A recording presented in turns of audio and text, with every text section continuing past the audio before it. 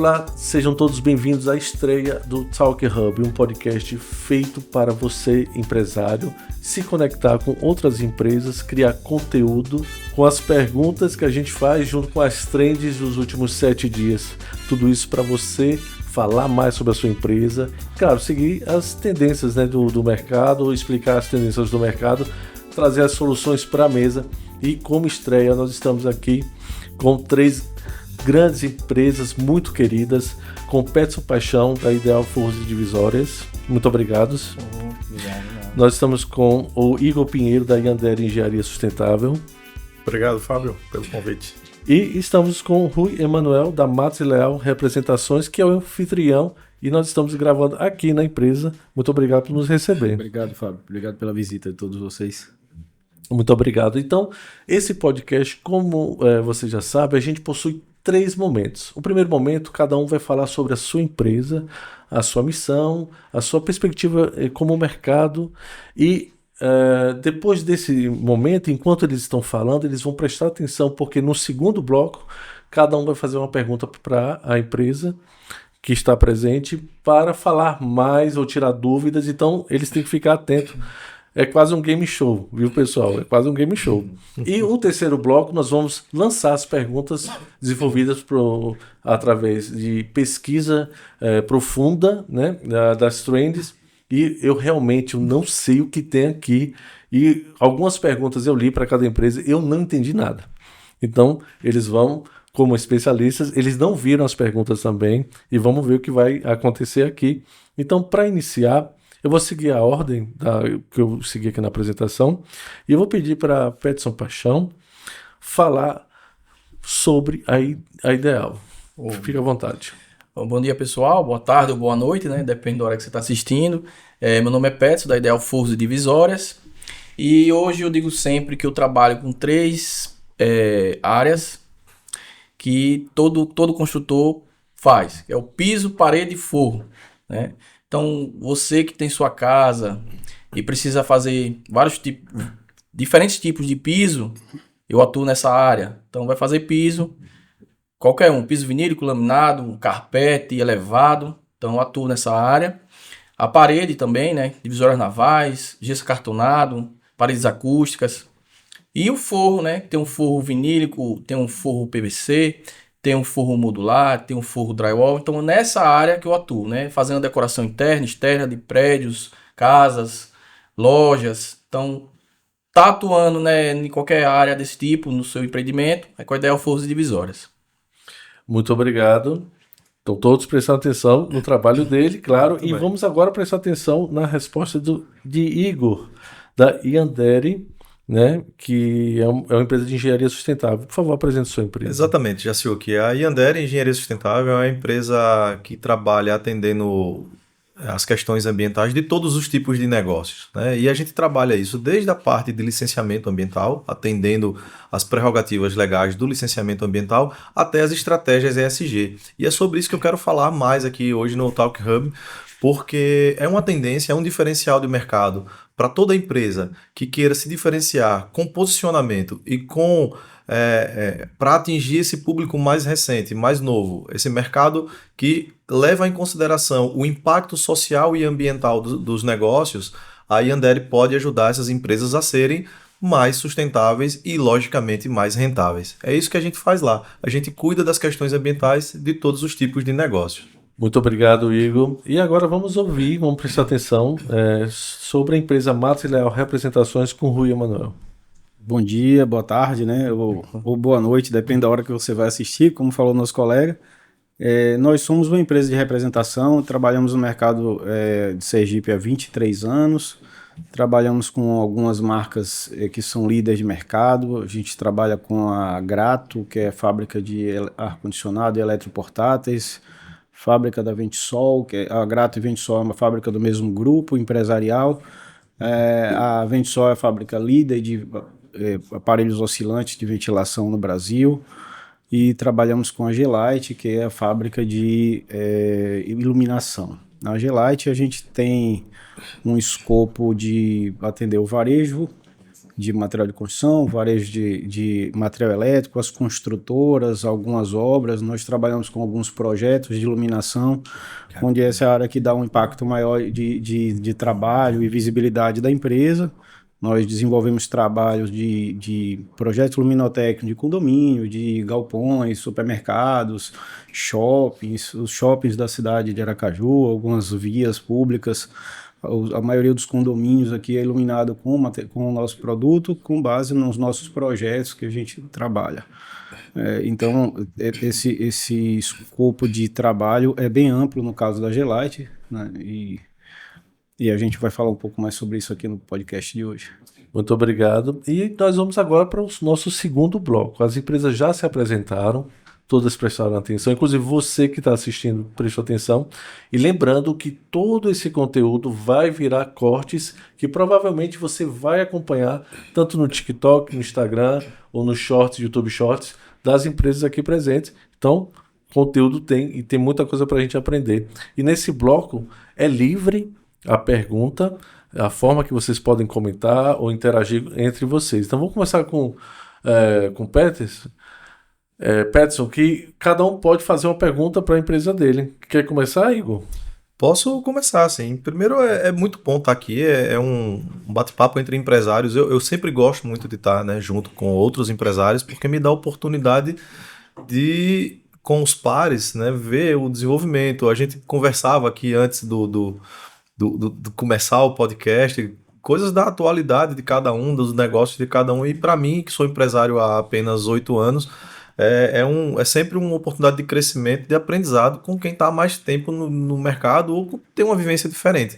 Então eu queria já de antemão agradecer por essa oportunidade de estar aqui, Rui e Peterson, por essa troca, que para mim é muito significativa. E eu tenho assim, a gente tem sinergia com os dois, né, os dois colegas aqui. A gente já trabalhou junto com o Rui, trabalhando de forma em parceria mesmo, assim, com orientações. A gente precisava desenvolver um trabalho de projeto luminotécnico para atender umas demandas do ICMBio, e a gente veio conversar com o Rui, ele entende muito, e com o Peterson também não foi diferente, Fábio. A ideia, Peterson, a gente tinha um cliente nosso, que é uma escola, passou por uma autuação ambiental por conta do nível de ruído, né? E aí a Ideal Forros e Divisórias, como trabalha com esse material acústico, foi um caminho natural encontrar com o Peterson, que é um especialista nessa área, e ele pôde solucionar o nosso problema. Aí eu queria, Peterson, uma pergunta que eu nunca lhe fiz, inclusive. Qual foi o nível de complexidade daquele trabalho, assim? Tecnicamente falando, a gente tinha uma demanda que a gente tinha um nível de ruído que ultrapassava, a gente fez as medições ali com o sonômetro, o decibelímetro, e depois disso a gente conseguiu já reduzir em torno de 25 decibéis, só com a instalação. Então qual foi o nível de complexidade desse trabalho lá para vocês da Ideal? Oi, obrigado, tá, pela essa pergunta, que ela é bem profunda e bem interessante, porque ela responde vários aspectos de acústica, né? Então, lá na escola, ela sofria muito com ruído, né? Mas também ela precisava de uma necessidade de luz no ambiente. Então, para fazer essa junção de não atrapalhar a claridade, né, para o espaço, e também fazer esse trabalho acústico, a gente tem que estudar bastante, né, formas de fazer essa atenuação acústica.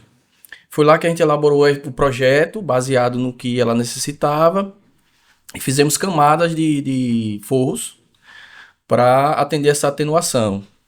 Não só isso, também tem estética, né? Não podia só fazer o trabalho por fazer. Então a gente trabalhou com a parte acústica, que era a principal, a mais importante, né? E também com a estética e a luminosidade do espaço, que era uma quadra, né? E tinha ventilação também, que era algo importante. E tinha ventilação, também. verdade. Já deixar passar essa parte aí. Muito observado. Então lá também tem essa parte também de circulação de ar, né? Para a quadra, porque é criança, é futebol, e tem também essa parte interessante também, porque como é uma quadra que tem muito jovem, muita adolescente e criança não para, né? Criança, você sabe que ela tá ali para se divertir e aproveitar o espaço dela. Então, além disso, tem que ter um forro que fizesse parte desse ecossistema infantil, que eles pudessem jogar bola e não quebrassem, não atrapalhasse o espaço e desse continuidade ao ambiente. E a gente conseguiu conciliar tudo isso lá no espaço e a cliente ficou muito satisfeita. Então, para mim, foi muito satisfatório conseguir fazer todo esse processo lá na escola dela e conseguir aferir os órgãos ambientais no que necessitava lá o espaço. Então, para mim, foi muito satisfatório esse trabalho que você me agraciou, né? E a gente conseguiu solucionar. Obrigado por compartilhar. Obrigado, Igor. Rui, fica à vontade para fazer a pergunta para o seu colega. O Peterson, quando vocês fazem um projeto de melhoria acústica, quais são os principais pontos que vocês avaliam, que tipo de material, de produto vocês colocam ali na obra? Eu pergunto isso para que o cliente entenda qual é o impacto que ele vai ter no ambiente dele, no ambiente tanto de forro quanto de, talvez no piso, ter que fazer algum tratamento, quando a gente está falando de pavimento. Sim. E as paredes também, que tipo de material que vocês colocam, que tipo de impacto na obra que você encontra aí? Hoje a gente trabalha com material que é importante hoje, né, ecológico, né, todo o nosso material, ele parte muito para essa parte ecológica também, não perdendo a função de acústica. Hoje no forro nós temos um tipo de chapa, que é bastante conhecida nessa área de performance acústica, isso no caso de isolamento, né, hoje que o pessoal fala mais claro isolamento, mas é atenuação acústica, que é a placa performance drywall, né. Ela tem uma resistência mecânica absurda comparada às outras tradicionais. A gente usa ela e depende da situação, camada dupla. Fora isso, também temos as mantas, né? As mantas acústicas, são 3, que tem hoje no mercado, que é a lã de vidro, a lã de PET e a lã de rocha. Então, a depender da situação, a gente adequa cada uma para cada setor, né? Que tem locais que precisa dela, tanto de acústica, mas também de térmica. Que não... quando você faz a acústica, ela também é agraciada com a térmica. Então, dependendo da situação, você também vai usar um material mais térmico ou mais acústico. Também na parte financeira, né? A gente adequa cada material desse para cada tipo de espaço, economizando o máximo financeiro também. Então, nós temos placas performance com a melhor hoje do mercado no mundo mundial. E também temos o material que é tratamento acústico, é diferente, né? Tratamento acústico é para você ter um ambiente mais gostoso, agradável. Então nós temos placas Cleano, temos a forro modular de lã de PET, fibra mineral. Então hoje tem diversos materiais que podem ser usados tanto no isolamento como no tratamento acústico. Muito obrigado por participar. E agora vamos sabatinar a Yandere, né? Tá parecendo uma sabatina mesmo. Exatamente. Um debate eleitoral aqui, cara. E aí, eu vou deixar agora você... vai receber as perguntas de Peterson e Rui. Peterson, por favor. Maravilha. Igor, hoje o empreendimento, eu acredito que ele precisa da licença ambiental, independente do que seja ou não. Tem lugares que dá para fazer sem a licença ambiental. Se você vai aditivar um espaço, vamos dizer assim, eu quero botar um andar novo, eu tenho um terreno simples, sei lá, num local que não é muito bem avaliado e eu quero fazer uma casa, eu preciso da licença ambiental, não precisa? Qual é os processos que necessita para fazer isso? Essa dúvida. Muito interessante, Peterson, a sua pergunta, porque essa é uma dúvida comum dos clientes que a gente recebe lá na empresa. Então, primeiro de tudo, assim, né, toda residência unifamiliar, que é a casa que você mora, seja ela uma casa de conjunto, de rua, uma casa num condomínio fechado, um próprio apartamento, quando ela se configura como uma residência unifamiliar, ela está dispensada de licenciamento ambiental. E quando a gente fala de licenciamento ambiental, tem uma coisa que é muito importante saber, que é a questão do potencial poluidor degradador. O que é isso? E aí a gente remete o potencial poluidor degradador da atividade. Então, se entende, a legislação ambiental brasileira entende que o potencial poluidor degradador de uma residência unifamiliar, que mora ali uma família padrão brasileira, né, um casal com 2 filhos, o padrão, o impacto que é gerado no meio ambiente, o potencial poluidor degradador dessa família é baixo, ou é nulo praticamente, né? Então, por isso não precisa de licenciamento. Então, isso eu já estou dizendo que as atividades é que são licenciadas. Então, o licenciamento ambiental, ele é feito para a atividade econômica e vai variar de acordo com essa atividade econômica. Então, uma atividade econômica que tenha um potencial poluidor degradador mais alto tem um processo de licenciamento ambiental mais rigoroso, com mais etapas, com mais detalhamento. Já um licenciamento ambiental de uma atividade econômica mais simples, como é o caso aqui de uma... A gente está aqui numa distribuidora, né, numa representação comercial, o potencial poluidor degradador também é baixo. Então, por consequente, a gente tem uma licença simplificada ou até mesmo uma dispensa de licença. Mas é importante que as atividades classificadas como dispensa de licença, elas ainda precisam de um papel chamado dispensa de licença. É curioso isso, porque é o primeiro tipo de licença ambiental, né? É um tipo mais sutil. Mas, ou seja, o que eu quero dizer é que todas as atividades econômicas, como você bem colocou, precisa de uma licença ambiental, ainda que seja uma dispensa de licença, mas tem lá um papelzinho dizendo que está dispensado da licença ambiental. E, claro, você vai imaginar um posto de combustíveis, por exemplo, né? Um posto de gasolina, de etanol e tal, diesel, que você tem um potencial poluidor degradador elevadíssimo, porque são substâncias químicas que, uma vez que entrem em contato com o meio ambiente, seja através do solo ou do lençol freático, vai ter um potencial poluidor degradador enorme. Então, é de se esperar que esse tipo de atividade, assim como a maioria das fábricas, dos processos de manufatura, que tenha resíduo, geração de resíduo, essas coisas, poluente atmosférico, eles tenham um nível de exigência ambiental muito maior.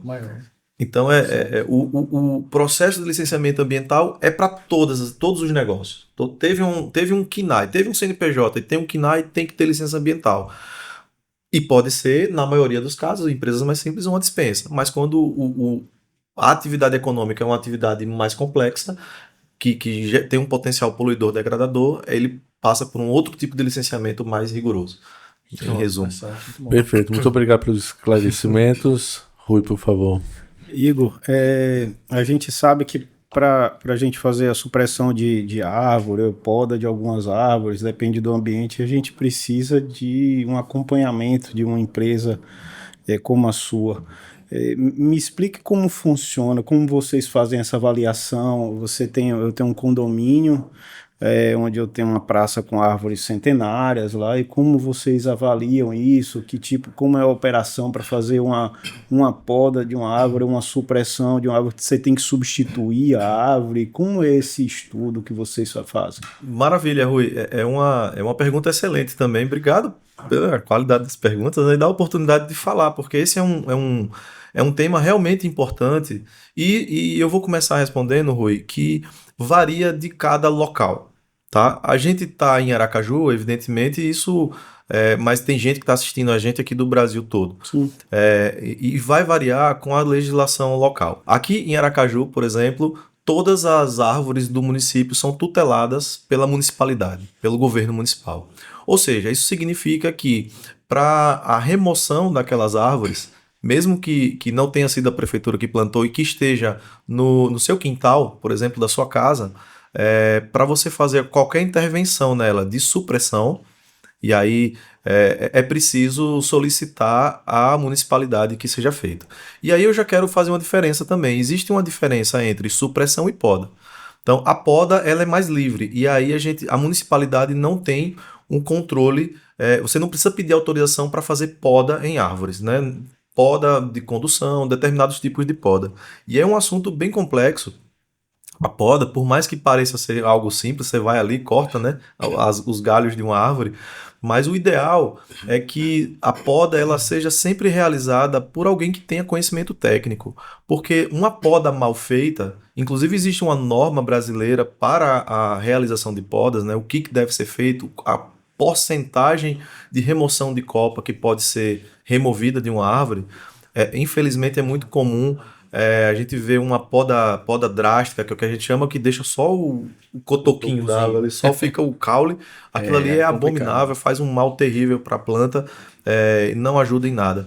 Nem paisagisticamente, nem fisiologicamente na planta. Mas esse tipo de poda é importante porque rejuvenesce a árvore, né? Faz com que a árvore emita brotações novas. Existem podas que são importantes para fazer a eliminação de parasitas. A gente fez um trabalho muito grande, tem um vídeo, inclusive, foi feito também pela Jacilk Filmes, de um trabalho que foi fenomenal num condomínio aqui da cidade de Aracaju, que a gente fez uma poda para supressão de espécies invasoras, espécies parasitas nas árvores. E aí, mas é importante que quando se fala em... E aí, poda vai muito mais além. Dá para fazer um podcast só de poda. Mas eu vou ser mais sucinto e vou falar agora um pouquinho da supressão.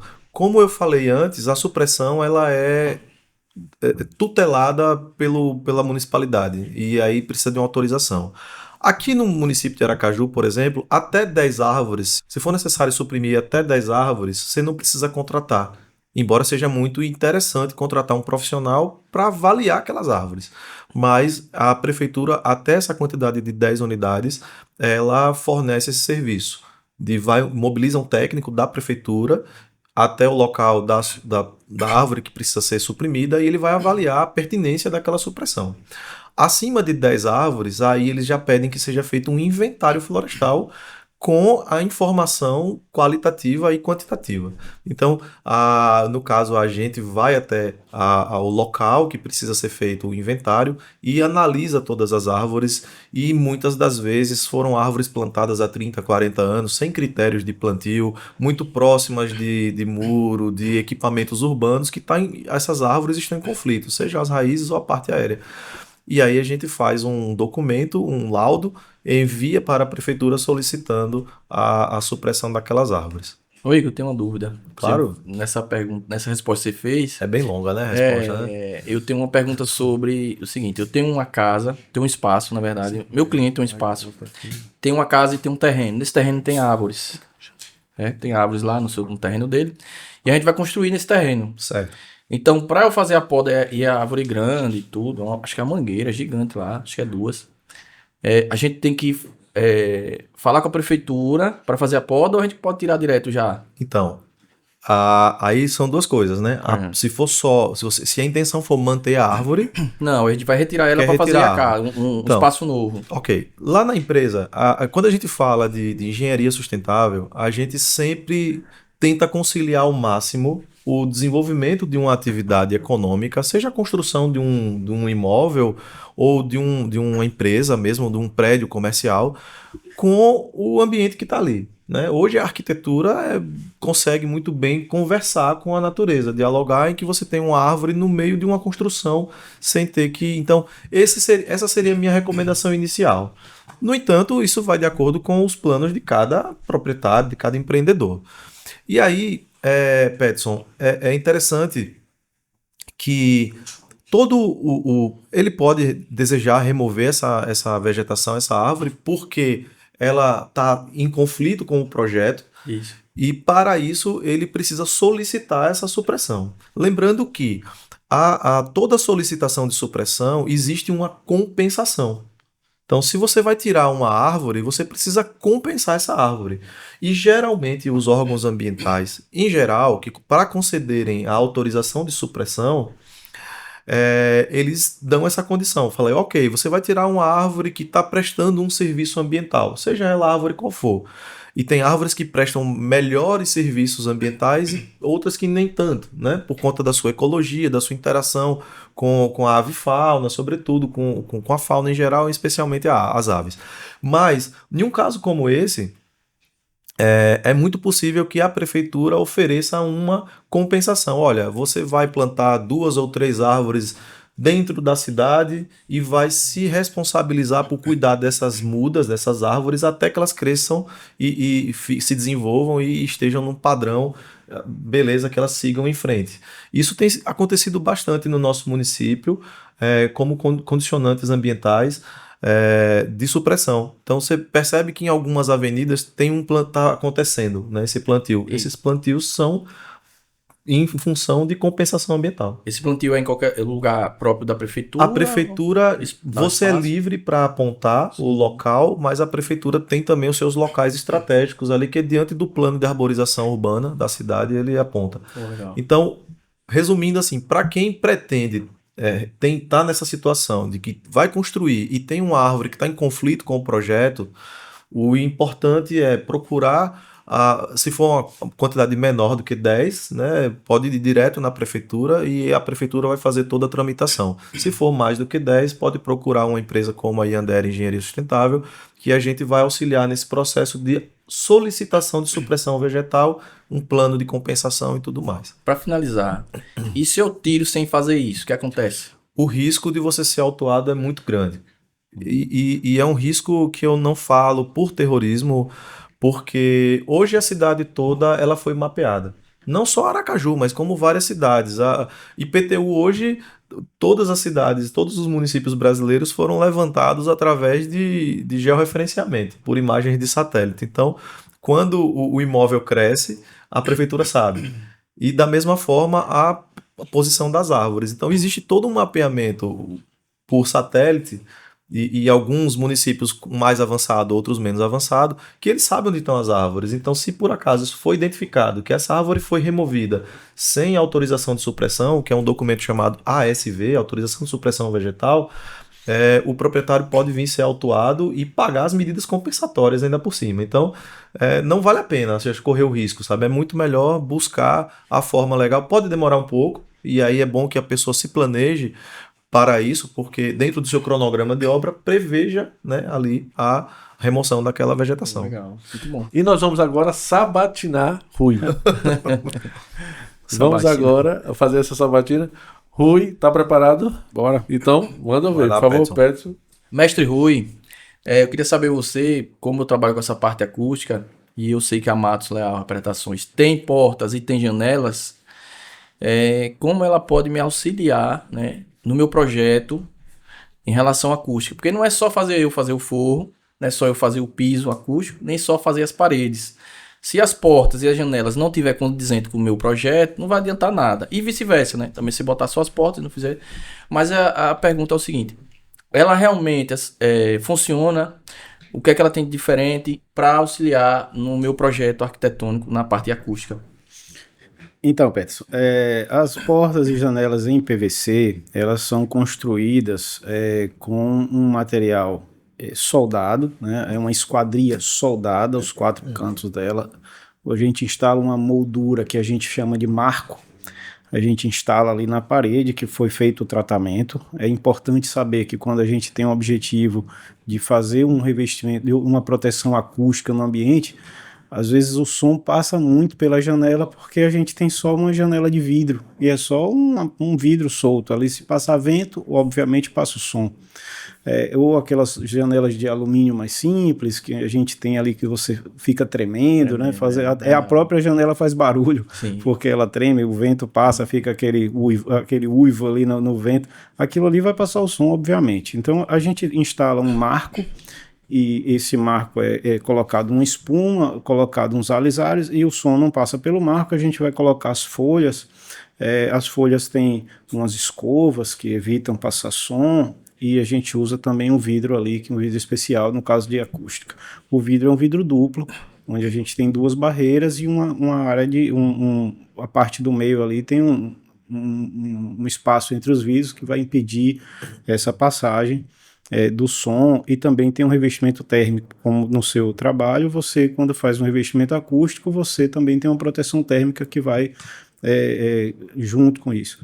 Então, a vantagem de você instalar uma esquadria em PVC é justamente a construção dela, a forma como ela é construída, ela é feita para proteção acústica e térmica, né? Não passa som, e também não troca calor com o meio externo. Então, essa é a vantagem. A gente tem uma janela simples de PVC, ela já trabalha com vidro laminado, que já tem um resultado acústico e térmico muito maior do que somente o vidro, somente uma janela com vidro float, que a gente chama aquele vidro simples, que ele quebra e faz aquelas lanças. Então, só o vidro laminado é um sanduíche, né? São duas lâminas de vidro, dois vidros com uma lâmina no meio, transparente. E a gente faz uma lâmina de um vidro laminado, uma caixinha de ar e outro vidro laminado ali, e a gente faz a instalação. Então, essa parte de acústica fica muito eficiente quando você junta as duas partes. Eu morava num condomínio que a avenida principal era a parede do condomínio. E uma moradora saiu da casa dela porque ela não aguentava o barulho. Porque quando os carros passavam de madrugada, 1, 2 horas da manhã, o barulho vinha dentro do quarto dela. Ela fez um tratamento exatamente nas paredes, ela dobrou a parede, botou um drywall, colocou uma lã de vidro ali dentro, colocou tudo, e a gente foi lá e instalou janelas. Ela voltou para casa. A casa ficou fechada quase 6 meses porque ela não aguentava morar. Então, esse tratamento é feito em sinergia com o trabalho que vocês fazem. De forro, parede, piso e janela e porta. Me tira uma dúvida, você falando isso, eu achei interessante aí essa parte de apartamento. Até eu sofro com isso também. No caso, normalmente o prédio, ele dizem, né, que você não pode mudar a janela por mexer na estética. Essa segue os padrões dos condomínios normalmente, que eu posso alterar e não ter problema com o condomínio, porque para mim era interessante eu botar essa janela, entendeu? Porque eu sinto essa deficiência. Dá para botar? Você acha que não tem problema? Olha, a maioria da gente consegue colocar, sim, a gente faz uma janela muito parecida com a que está lá e vai colocar. O que vai mudar é que a espessura do alumínio que está lá, às vezes é um pouquinho menor do que o que a gente trabalha. O nosso vai ali para 7 centímetros e o alumínio vai estar com 4 centímetros, muda, praticamente não tem impacto na fachada. Se for uma situação onde a janela vai ter impacto na fachada, a gente consegue fazer uma janela de sobrepor. A gente instala internamente uma janela que sobrepõe a fachada vai ficar igual, e a gente instala uma janela interna que você não vai ter impacto nenhum com a fachada e vai ter aí o resultado acústico para dentro do apartamento sem nenhum problema para você. Inclusive, é importante mencionar, Peterson e Rui, que existe uma norma de desempenho no Brasil, né? A 15, eu estava aqui olhando, 1575.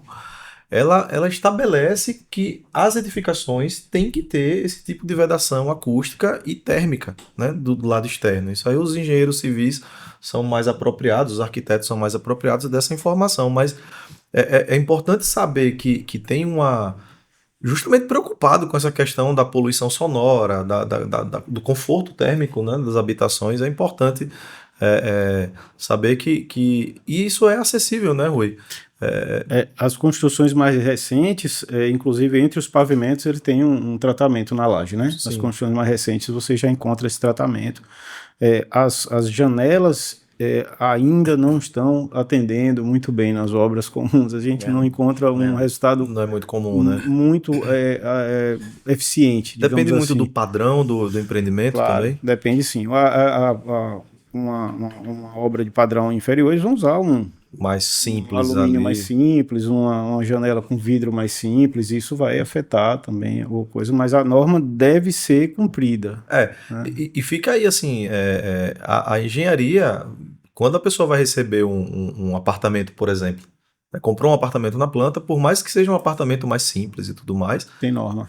Ele tem que cumprir, né, essa norma de desempenho. Então você pode contratar um arquiteto, um engenheiro para fazer essa aferição. Sim. Se está cumprindo aquela norma de desempenho, caso não cumpra, fazer com que... Isso cabe para acústica, térmica, iluminação, tudo da obra Exatamente. tem que cumprir norma de desempenho. E quanto à acessibilidade, Rui, isso traz um custo a mais na obra? Porque assim, eu vejo as pessoas comentando que normalmente esse tipo de qualquer tratamento ele vai levar o custo, mas tem o benefício disso também, né? A vida útil do produto é muito grande, você tem a forma de utilizar, né, a parte estética, a forma de você usar no dia a dia é muito melhor do que é muito mais eficiente, confortável de uso, além de ser mais bonito. Mas são produtos que são um pouco mais caros do que, do que simplesmente você colocar o vidro, né? Porque o vidro você só tem o vidro, o outro você tem o vidro mais Laminado, todo o material ali sim. instalado. Então o custo é mais alto. É o preço pela paz, né? Exato. E Qual a é o gente preço sua paz? a gente tem feito bastante troca de janela e janela de sobrepor nos prédios aqui em Aracaju por causa disso, porque os Eu prédios já vou querer. a gente tem problema realmente de algum bar que está perto, ou, às vezes uma avenida que você tem na frente que o som reverbera lá no 10º andar, no 12º andar, e a sofro com pessoa isso, cara. acorda ali 7 horas da manhã, o som é insuportável. De 5 horas em diante a pessoa já não está dormindo direito. Você coloca, é impressionante, a gente instala, é muito rápido a instalação disso, a gente instala em 2 horas uma janela de sobrepor, faz a medição, manda produzir, chega ali, instala, não faz sujeira, Plug faz and play, né? alguns Chega lá, furos na parede, faz o acabamento e o produto fica lá colocado em 2 horas. E na noite seguinte, o Você já cliente sente, né? esquece que pagou, Que né? pagou. Que é a melhor coisa. A coisa mais barata é aquilo que o benefício é tão grande, você fala, velho, nem lembro quanto eu paguei assim, eu sei que usa aqui. Tá valendo, Tá né? tanto Tá. tempo que eu instalei esse negócio, né? E o produto tá aqui, não me dá dor de cabeça, ficou ótimo. Isso é importante. Não lhe incomoda, não teve impacto de bagunçar a sua casa. Para uma janela de sobrepor é muito simples. Mesmo a janela, quando a gente substitui, se ela tá ali de fácil remoção, a gente tira e coloca no mesmo manhã ali no apartamento sem sujeira, sem bagunça. Muito fácil. Essa de sobrepor não mexe em nada que existe lá no apartamento, só chega, instala e acabou-se. São vocês mesmos que fazem isso, Rui? Que faz a instalação. Muito bom. Que legal, bom saber. Né? Bom saber. Rui, da primeira vez que a gente conversou, e não faz muito tempo, isso foi no ano passado, eu fiquei impressionado com o seu conhecimento luminotécnico, cara. A gente tá falando de porta agora e janela, mas esse cara aqui manja muito de luminotécnica, cara, porque ele representa a J-Light, né, que é uma empresa super conceituada, e me impressionou o conhecimento que ele tem. Na ocasião, a gente tinha um problema com alguns clientes nossos na região da praia da Barra dos Coqueiros, né, os condomínios chamados Pé na Areia, que foram notificados pelo ICMBio por conta da iluminação, né, que estava afetando as tartarugas marinhas, a desova, toda a fauna marinha ali. E a gente veio aqui conversar com o Rui e foi notório assim, o conhecimento que o Rui tem sobre a técnica das iluminações foi realmente muito expoente. E aí, Rui, queria que você falasse um pouquinho pra gente, porque nessa conversa que a gente teve, eu me lembro bem, você mencionou que não afeta só a fauna, né? A coloração, o espectro da luz não afeta só a fauna. Então, qual é a influência, Rui, do tipo de iluminação que a gente usa na casa da gente, nas ruas e tudo mais?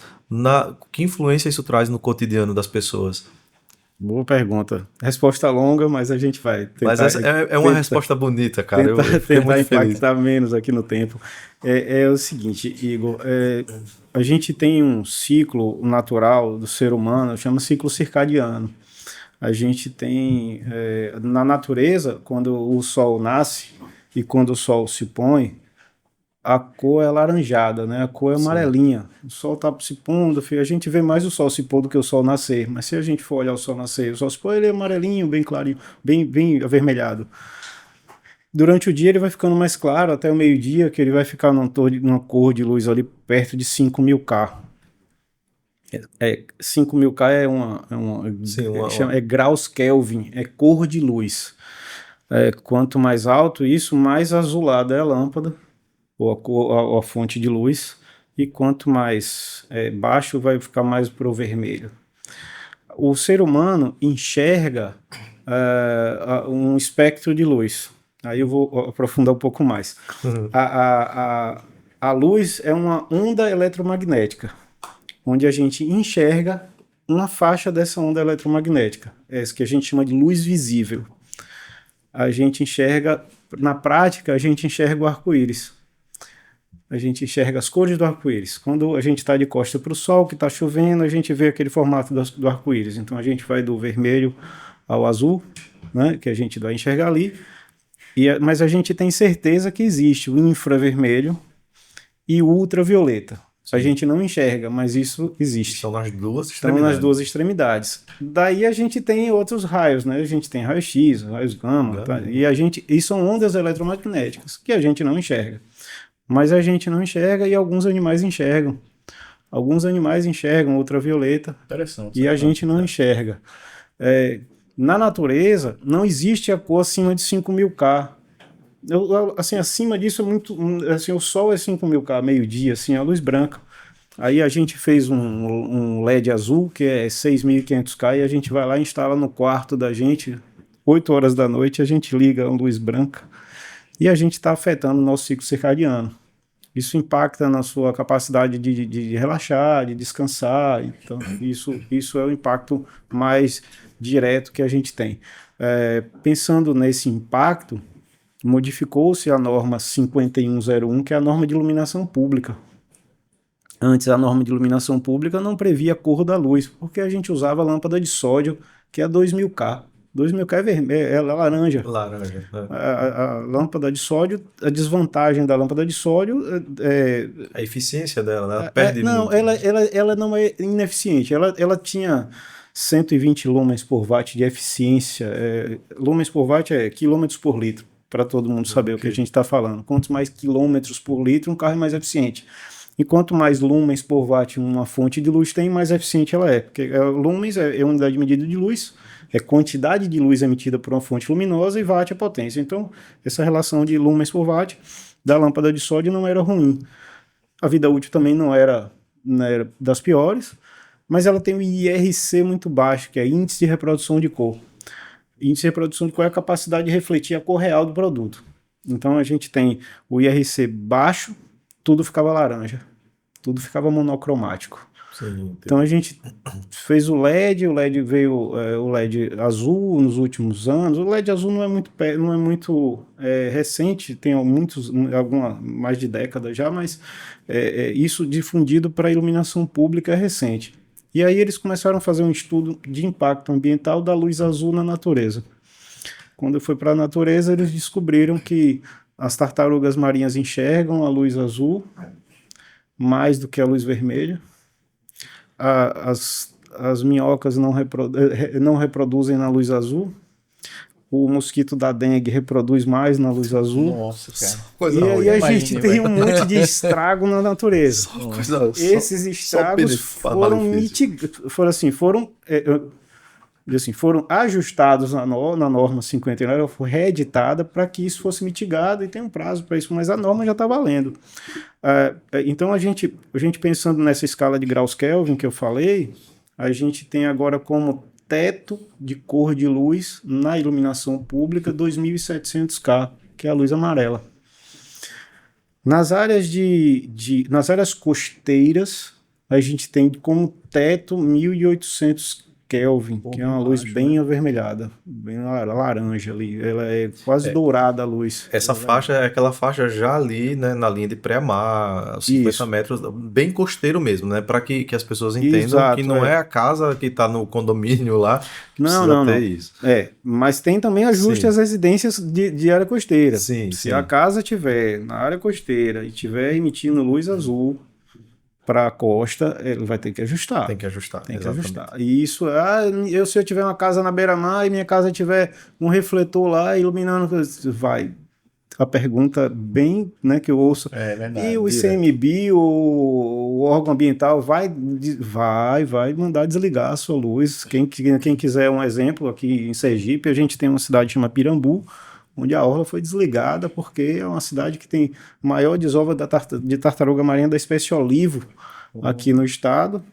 Se você tem quem caminhar ali pela praia, é um ninho de desova do lado do outro. Você tem um barzinho, você está na mesa do bar e um ninho aqui do lado da sua mesa. Nossa. Dentro do bar, né? Então a área de desova é enorme. A tartaruga, quando nasce, quando ela eclode ali do ninho, ela seguia pela luz das estrelas batendo nas ondas do mar.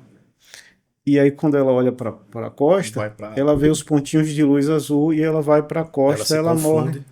Ela morre, ela não vai para o mar, ela se confunde. E a luz que a gente tem que colocar é uma luz que ela enxergue muito menos, ou não enxergue.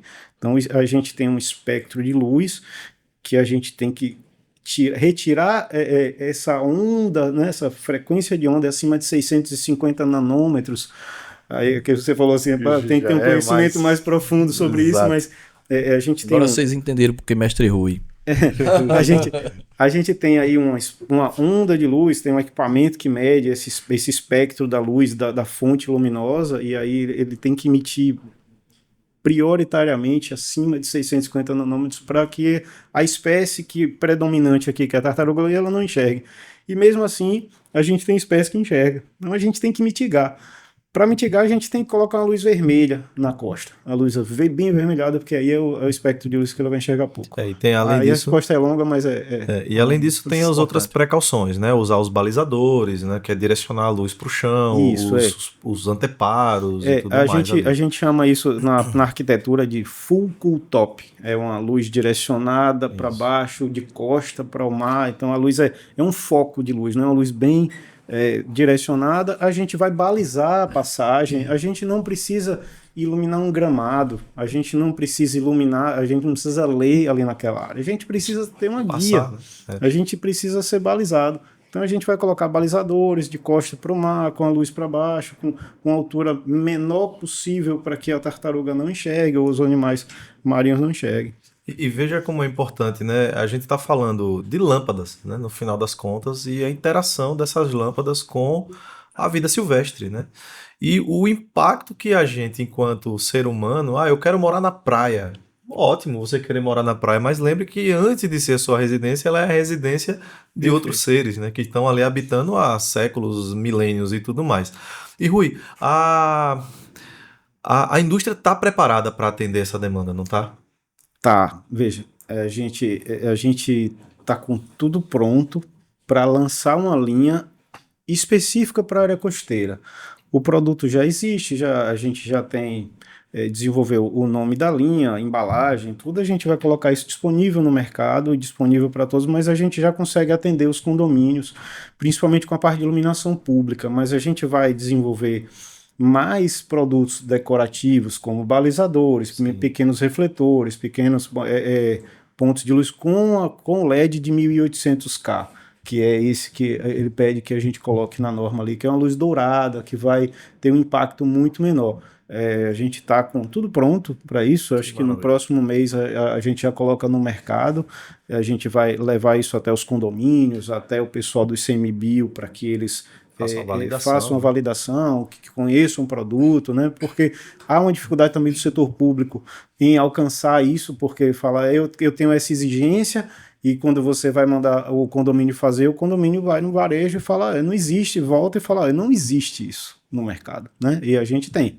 A gente participou no ano passado de um simpósio na UFBA, onde foram chamados vários órgãos ambientais, organizado pelo ICMBio, mas a ADEMA, os órgãos ambientais de vários estados. Da região costeira. Da região costeira e de parques florestais também, que a gente discutiu o impacto da iluminação costeira na vida, na vida marinha. E a gente lá, a gente era o único fabricante que tinha lá gente para apresentar. Eu fui com o Joseph, que é o nosso gerente da indústria, e lá a gente mostrou que a gente tinha o LED na cor que eles precisavam, que a gente conseguia desenvolver produtos específicos com essa iluminação direcionada. A gente fez parceria com alguns arquitetos para que eles desenvolvessem modelos, e a gente aí viu a necessidade de trazer um LED com a cor de luz ainda mais baixo de temperatura em 1800K, e isso gerou essa linha que a gente vai lançar agora próximo mês. E esse é um grande exemplo, Rui, para mim, de como o desenvolvimento caminha junto com a sustentabilidade, né? Sim. É um dos grandes exemplos, eu diria, de cases de que a gente tem como avançar nas questões ambientais, atender as questões ambientais e tendo o desenvolvimento das pessoas, né, humano ali. Então, isso é muito interessante para mim, porque é uma adequação, veja, através dos estudos que foram feitos, a gente percebeu que todo mundo quer claridade, né, por questões de segurança, por questões de visibilidade, como você bem colocou, mas isso estava afetando a gente mesmo, inclusive, Sim, né? sim. Os seres humanos, inclusive a luz azul do telefone, da tela que tanto se fala hoje em dia. E veja, a indústria vem dar uma resposta, ela fala que a gente consegue atender. Perfeito. Eu tenho 47 anos, eu já era moleque na década de 90 e a gente tinha uma casa na Praia do Saco. Não tinha energia elétrica naquela época. Candeeiro, E né? era Candeirozinho. era gerador que usava nas casas, era exatamente. E lá tinha um senhor, eu recordo o nome dele, o senhor Alfredo, e ele já fazia um trabalho que foi precursor do projeto Tamar, né? Eu acompanhava, a gente saía de noite com um bugzinho, recolhendo os pontos que as tartarugas faziam os ninhos, na época de desova, e ele recolhia, fazia os ninhos, depois ele soltava aquelas tartarugas, e eu acompanhei isso desde essa época. Legal. Desde isso, 1988, eu tinha 10 anos de idade, eu já acompanhava isso. Quando eu fui chamado pelo pessoal de uma empresa que estava prestando serviço para a Prefeitura de Pirambu, a gente fez um termo de ajustamento de conduta com o Ministério Público para poder organizar isso. Eu lembrei de tudo aquilo que tinha acontecido lá na infância. Eu disse, nossa, legal. Até hoje a gente tem isso, só que hoje tem um impacto ambiental da iluminação, né? Então a gente correu desde aquela época eu influenciei dentro da indústria que eles também acompanhassem isso. A indústria se interessou de cara em fazer isso, e a gente hoje está lançando uma linha para que você tenha iluminação sem o impacto da luz azul no ambiente. Maravilhoso, cara. Perfeito. Enriquecedor, né? Muito o Talk massa, Hub, né? A gente está conversando aqui, muito conteúdo para você que está assistindo e conteúdo também para a gente adicionar nas redes sociais. E claro, nós estamos agora entrando no terceiro bloco e último bloco. Nós já estamos com o tempo. É bom até que quando o tempo já está no final, já no terceiro bloco, porque mostra que a gente está realmente gerando muito conteúdo. Eu vou agora lançar as perguntas geradas pela pesquisa, e eu vou começar com você, Petro. Tá.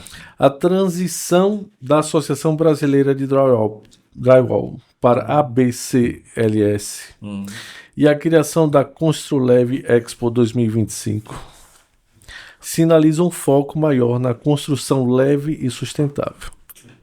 Quais são os principais pilares da sustentabilidade que o Drywall oferece e como a sua empresa está comunicando esse valor ESG para os seus clientes? Foi para Petro mesmo essa pergunta?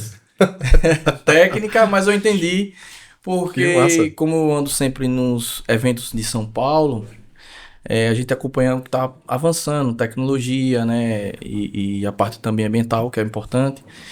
Então, algumas coisas eu pesquei, vi que tem coisas muito técnicas também, mas eu consegui captar informação aí do que foi solicitado nessa pergunta. Hoje, para você fazer uma residência comum de bloco, você tem gastos com muito... Na verdade, você tem uma degradação da natureza muito grande para você fazer uma casa convencional, que é arcaica, que é muitos anos desse tipo de obra, né? Hoje, na indústria... Na verdade, esse produto já vem sendo feito e produzido depois da Segunda Guerra Mundial. São 100 anos já fazendo esse tipo de trabalho, que é o steel frame, tá? Que é uma obra que você não vai ter custo de água, né? Degradação da água, erosão de alguns tipos de materiais nobres da natureza, para você executar a casa. Então, você leva menos tempo, você não gasta água, praticamente você não tem uso de água, você não tem aquele desperdício de material bruto.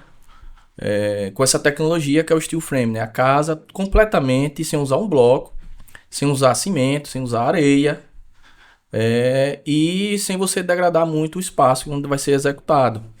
Na verdade, nem chega a ser... porque como ele é muito ecológico, o produto, ele não chega a interferir no espaço. Então, hoje, com a tecnologia, você está avançando na parte da ecologia. Tanto na casa, como na parte interna. Muito mais avanço, muito menos degradação e nova solução para o planeta. Então, Posso ajudar a completar? Pode. As nossas construções habitualmente aqui no Brasil, elas são construídas com um bloco cerâmico.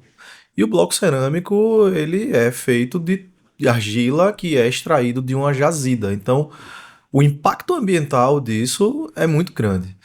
Hoje existe um controle maior sobre isso, sobre as jazidas, o fornecimento de matéria-prima para a confecção de blocos cerâmicos. Tem um controle, mas imagina como era no passado, que não havia esse controle. Quantos e quantos hectares de terras, de montanhas, morros de argila que foram desmontados para a construção das casas, né, no passado. Então, o wall-frame, ele acaba contribuindo para isso também, para que você deixe aquele material para o uso mais nobre dele, da cerâmica e tudo mais. E aí você usa outros materiais que são mais duráveis e que têm as mesmas propriedades aí e que, né, tem uma pressão menor no meio ambiente. Eu acho que tem isso. Tanto o aço como a chapa, né? Elas são, na grande maioria, reciclável. De produtos que já foram usados e são refeitos na indústria, né? Isso é um ponto importante. Então, né? Porque a extração do minério de ferro também é degradante. Sim, é degradante. Sim. Mas o controle é muito maior e nesse caso, se você usa um aço reciclado, é bem interessante. Então, muito obrigado. Passou do teste. Rapaz, nós vamos à segunda pergunta direcionada a Yandere. Tô com medo aqui agora, né? É preocupante isso. A pergunta interessante aqui criada, que fala justamente o seguinte: o mercado de créditos de carbono é uma área estratégica para a engenharia florestal.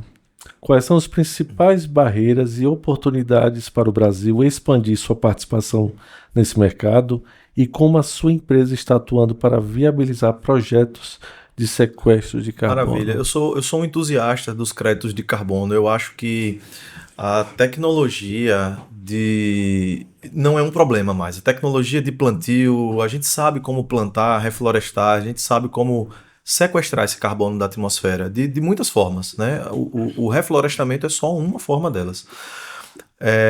O principal entrave hoje é a certificação desses créditos, a lisura deles, né? O quanto esse papel é bom.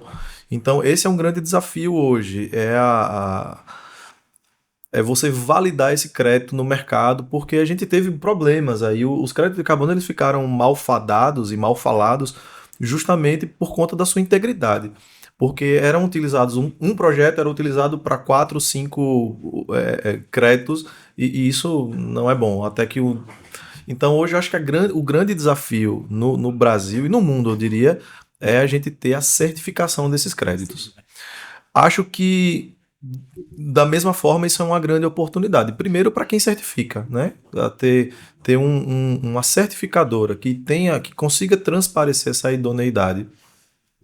Isso vai causar uma grande demanda, porque, isso vai causar uma grande procura, porque a demanda pelos créditos já existem. É uma nova moeda, de fato.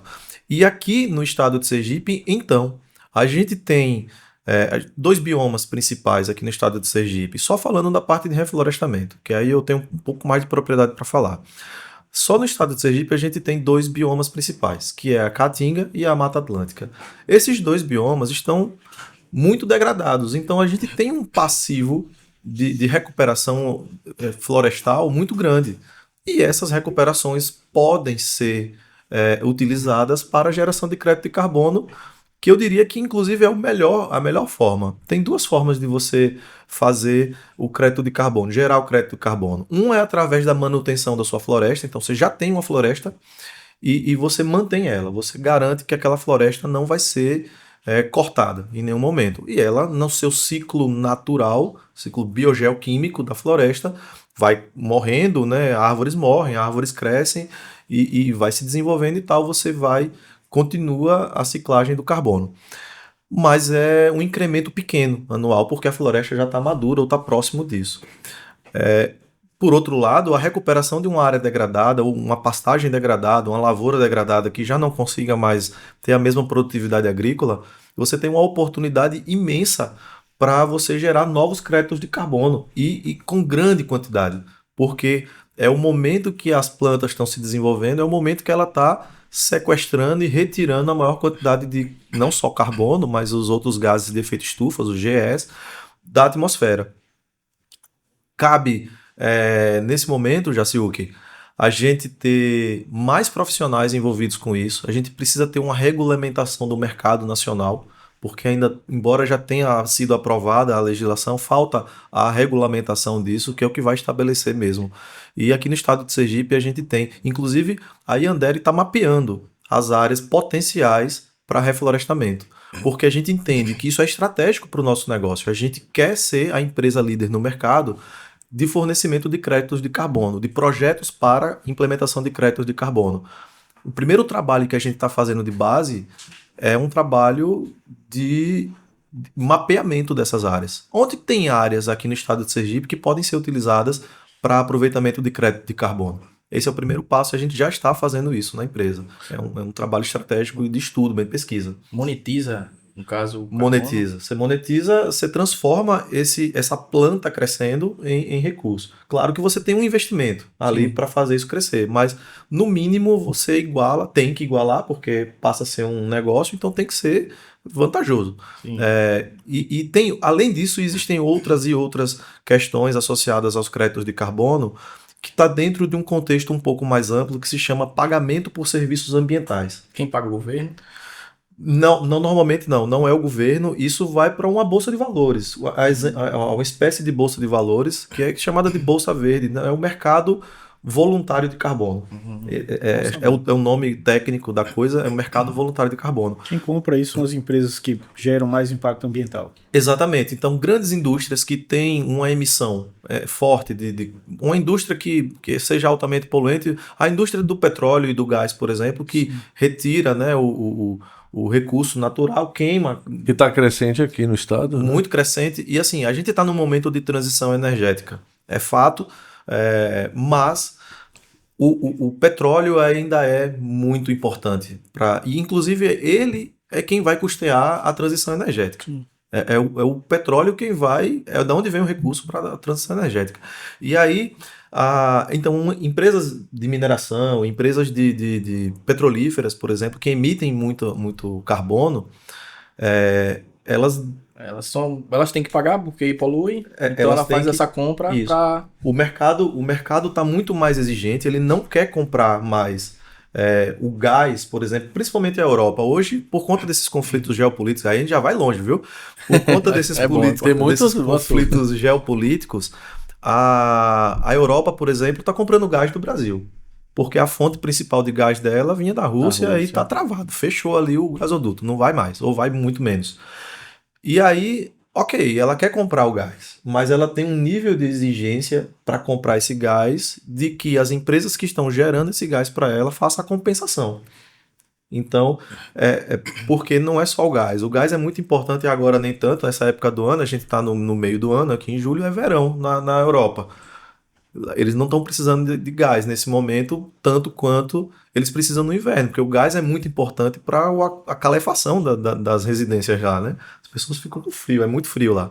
Então, nesse sentido, essas empresas que exploram esses segmentos, elas emitem muito carbono na atmosfera por conta das suas atividades. E aí, elas precisam mitigar ou compensar esse carbono. Então, é uma oportunidade para nós aqui, num país tropical como o Brasil. O estado de Sergipe é um estado muito, muito amplo em frentes de áreas degradadas. A gente tem bastante área degradada que são oportunidades para que o produtor rural transforme aquele local que não produz nada, que está lá aquela terra se erodindo para o rio, e ele transforme aquela área em uma área monetizada.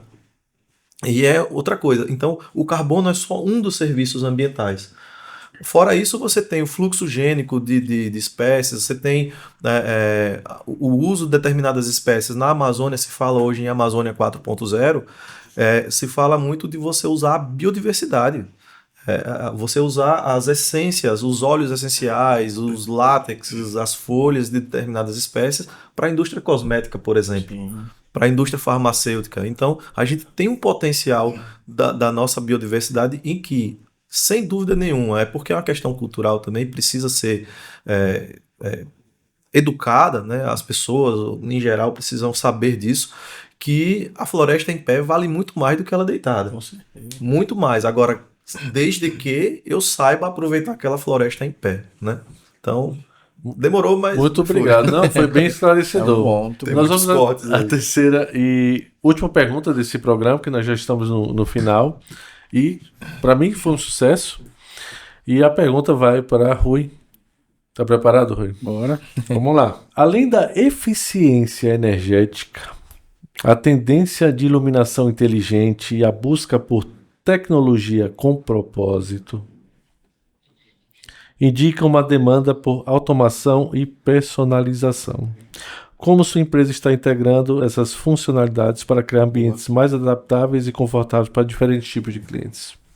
Fábio, as pessoas imaginam automação de iluminação, na maior parte das vezes, na sua residência, em áreas específicas, com a criação de cenários, por exemplo. Você cria um cenário e a gente tem esses equipamentos que vão passar por atuadores e você cria iluminação dimerizada, você cria um cenário de festa, você fala com um comando de voz, Alexa, eu quero cenário festa, aí você já deixa programado lá, que vai acender alguns pontos de luz dimerizados a 50%, outros vão acender a 100%, outros vão apagar, e você cria um cenário. Esse tipo de produto a gente tem na fábrica, a fábrica está preparada para isso. Além disso, a gente atende obras comerciais, obras de galpão e a iluminação pública também. A iluminação de galpões, por exemplo, a gente tem produtos que são extremamente eficientes e duráveis para iluminações de galpão, e eles aceitam a automação com dimerização também. Você pode... a gente imagina um galpão logístico, onde você tem telhas translúcidas e aquele galpão opera 24 horas. Durante o dia você tem um pouco de luz natural, porque a telha é translúcida e você não precisa de todas aquelas luminárias acesas a 100%. Você tem uma quantidade de uma norma de luz, tá? Vamos lá que você especificou que aquele galpão necessita de 300 lux. Lux é lumens por metro quadrado, é a unidade de medida de luz, que você vai saber quantos lumens chegam naquele metro quadrado, a gente tem lá 300 lux. A gente ilumina o galpão sem iluminação natural nenhuma, para que fique com 300 lux. E a gente distribui sensores, e esses sensores vão medir a quantidade de luz, e à noite aquela luminária vai estar acesa a 100%, e de dia a gente vai ter menos necessidade de luz artificial, aquela luminária diminui a sua potência, aumenta a vida útil do produto e também diminui o consumo de energia. Isso a gente tem um produto já em linha.